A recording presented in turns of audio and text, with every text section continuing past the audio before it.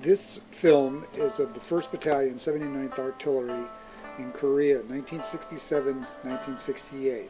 Camp Hartel, Moonsani, and Camp Santa Barbara Range in the Republic of South Korea. This is a picture of me in 1967 at 17 years old. Camp Hartel was named after Captain Lee Hartel, who won the Medal of Honor with the 2nd Infantry Division in the Korean War. Camp Hartel was the headquarters battery of the 1st Battalion, 79th Artillery, and it was located on the base of a mountain called Charlie Block that you will see pictures of throughout this film. The gun batteries for the 1st Battalion, 79th Artillery were actually on the other side of the mountain, so you would have to drive north to Moonsani and then turn back east and go south to Campaign where our gun batteries were. I'm not sure why they decided to have headquarters battery on one side of the mountain and the gun batteries on the other, but that's what they did. The other rarity here is that, and you see in this picture, the 7th Infantry Division patch, we called it the crushed beer can. We were part of the 7th Infantry Division, but we were actually located in the 2nd Infantry Division's area of operations, just south of Panmunjom and the Joint Security area. This is a shot of the city of Moonsan, or the village. It's a city now, but it was a village in Moonsan from Camp Hartel. You can see the railroad tracks in the front of the photograph, and as we sweep around, you'll see a bridge. And as you look now, you're looking across the Imjin River and into North Korea. These are still shots of Charlie Block, the mountain, and the last shot is the backside of our compound of Camp Hartel. And the area on the right that's sort of a barren hillside is where our ammunition was stored. We used to have to cut that with idiot sticks with sling blades. We're now sweeping back down the road and looking at the road and then across the river and the rice paddies into North Korea. Here we have, this film was actually shot by Colonel Fred Schlusing, who was the battalion commander about 6 months after I left, and he was nice enough to send me the film. So these are shots of the colonel and his staff coming down from the officers' quarters, which I never really saw until I saw this film because we weren't allowed to go up there. I believe this part of the film is of the gun batteries on the other side of Charlie Block. You can see it, and it looks like a 155 in the middle, I think, and 105s on the right and left side. And this must have been some dignitary arriving, because these are they're firing, but they're not at the range. So I'm assuming the gun batteries. You can see the car to the left, and I think they were just saluting some dignitary. Next series of pictures are the small arms range, and I believe this was the 2nd Infantry Division range. It might have been the 2nd Division or 7th Division range at Casey, but you can see how you would climb up these stairs to the firing positions, and then fire at targets off to the left. And I remember climbing up there, and it was quite a hump. Everyone there in those days had M14s. This is Camp Santa Barbara, the I Corps artillery range, and the first set of shots are in the wintertime, obviously, and it was a very cold place. We would go out there and shoot. It was probably a 3 or 4 hour drive from Camp Hartel to Camp Santa Barbara.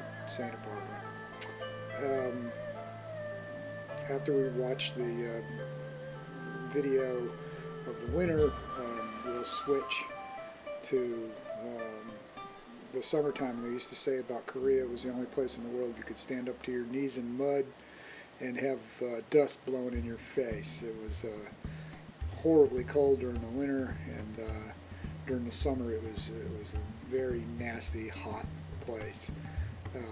So here you see Santa Barbara Range in the spring or summertime when we're out on another shoot, and you'll see a nice picture of the colonel looking over the range. You can see the artillery rounds hitting into the mountainside, and this is Colonel Schlusing, who was nice enough to give us this video. can see here more shots of the rounds hitting in the range.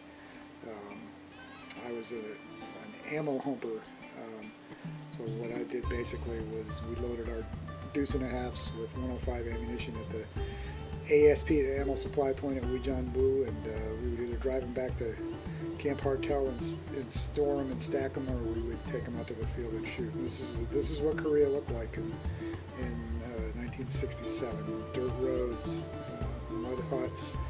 That's the kind of truck I drove, and we pulled the artillery pieces behind them.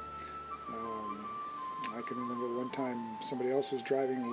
We had been out on the shoot for quite a few days, and some of us fell asleep in the back of one of those deuce and a halves on top of some camouflage netting, and we were covered with dust. And when we rolled through Yeonjikol, the last village before we got to Munsan, we woke up and the Koreans that saw us thought we were ghosts because we were totally covered with dust. But then when we opened our eyes were all pink. I remember how they sort of freaked out and were afraid of us.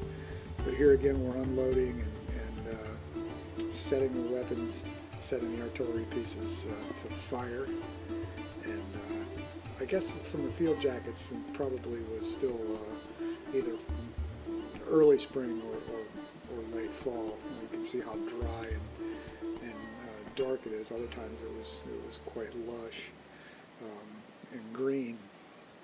But as you can see, it's extremely mountainous in the northern area of South Korea. This location, Camp Santa Barbara, is very close to the famous Bridges of Tokyo-ri that was a book and a film about the Korean War. And here we are in the bush taking some kind of measurements. And here we are. This is some kind of a change of command ceremony, I believe, and we're back in the winter time.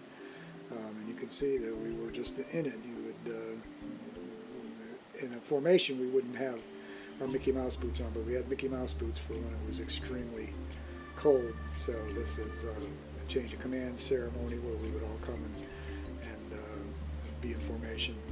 And I'm sure it was really, really freezing. In the second part of this, I'm going to make another film. We'll see some typical Korean village scenes: a drunk pig on a bicycle, and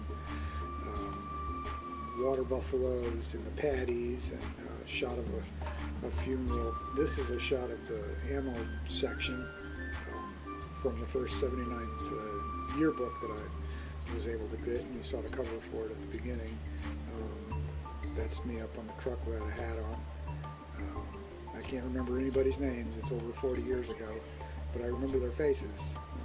Here we are in our hooch, and they must have been just shooting the pictures for the yearbook. I don't know why else we would have done this, but as you can see, I was a 1%er, not the greatest trooper in the world. Everybody else was trying to play it straight, and I've got a smoke and sunglasses on, so I was sort of a rowdy trooper, as they said in those days.